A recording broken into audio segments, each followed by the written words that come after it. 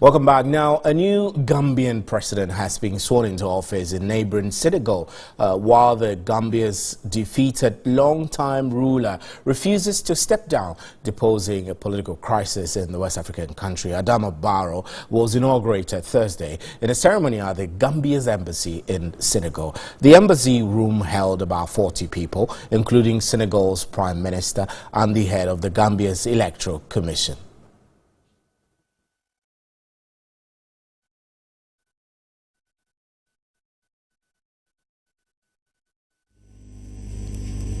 My right as a winner to be sworn in and assume the office of president is constitutionally guaranteed and irreversible.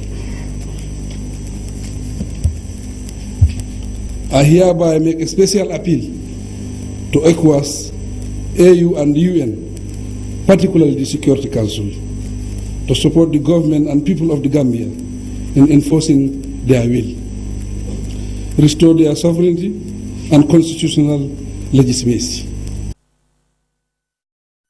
And still on Gambia, the United Nations Security Council on Thursday backed efforts by West African states to ensure Gambian President Adama Barrow assumes power from Yahya Jammeh, but stressed that it should be pursued by political means first. West African Regional Bloc ECOWAS said it would remove Jammeh if he did not hand over power. Senegalese troops entered neighboring Gambia on Thursday, an army spokesperson said shortly after the Security Council vote. Barrow won a December 1 elections, is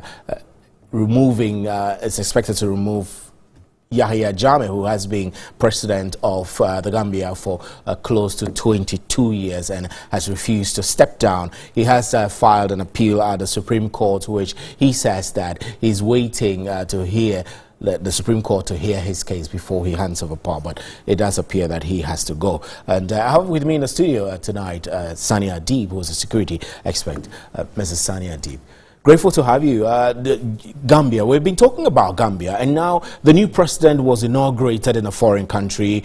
Of course, he was inaugurated in the embassy of the Gambia, which virtually means on the soil of Gambia. How difficult is it going to be for Adama Barrow to realize his dream of becoming Gambian president? He is president, but he has to really live and work as a president. Is that going to be possible with Jammeh still hanging around? Well, indeed, it is highly likely to be possible, but it doesn't have to be unilateral.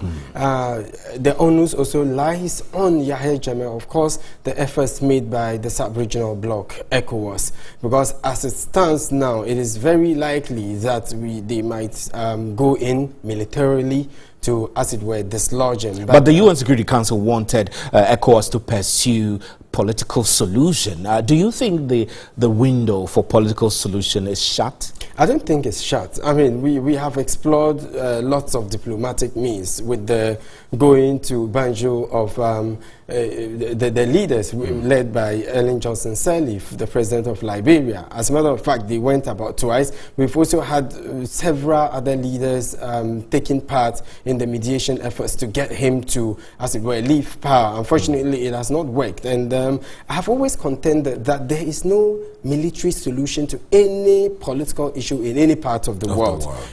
Fine, you might succeed in primarily dislodging him, or you might succeed in getting the warring factions to stop the belligerents. We have Iraq, Libya, and all of them as examples. But deep down the hearts of the people, they might still be in a state of conflict. I mean, societies will be torn apart, families will be divided, and would present a more precarious security threat to not just Gambia, but the wider West African sub-region. So it's important we exercise a great deal of circumspection in the way we approach this. Like I indicated, you think Jammeh recognizes this and is actually playing with it and making everybody uncertain? Well, indeed. I mean, historically, this is a man that has been in power from the age of 29. He knows nothing else. Exactly. And he has established such a foothold in the country. And trust me, I've spoken with some few Gambians who have told me that this gentleman has a bearing, he has influence on almost every aspect of Gambian life. And indeed, he has his followers down there. So, I mean, it's important we look at it with a great deal of circumspection. Yeah. We could explore the sanctions regime, trade embargoes, I mean, other economic sanctions, and even travel restrictions imposed on Yahya Jammeh and his inner circle. I think when this is done, it would send a clear signal to him that we really mean business and we're not going to treat you with kid gloves. Do you think it's going to fight back, especially as ECOWAS forces are moving into the Gambia? And we're hearing reports that they faced less resistance as they progress. You think Jammeh will be waiting in ambush for them? Well, the only predictable thing about Yahya Jammeh is his unpredictability. It will be very hard to tell. And let us not make a mistake. Exactly. And underestimate. Think it's going to be a walk in the park. No, it can go way beyond that. Considering the fact that Gambia is relatively a small country of a landmass of about 10,000 square kilometers as compared to Ghana, which is about 240,000 square kilometers. That means Ghana is about 24 times bigger than Gambia. I mean, with a military might of 2,500 personnel. Let us not underestimate, because my biggest fear is that it could get protracted. I mean, they could sit back and ECOWAS troops would go in there, then they could wage an insurgency or a guerrilla warfare like we had the insurgency in Iraq. I mean, in 2004, after the Americans went into Baghdad without resistance, they came back and hit America so hard that to date it's even influencing American politics. So it's important we recognize all this and treat it with the greatest deal of circumspection.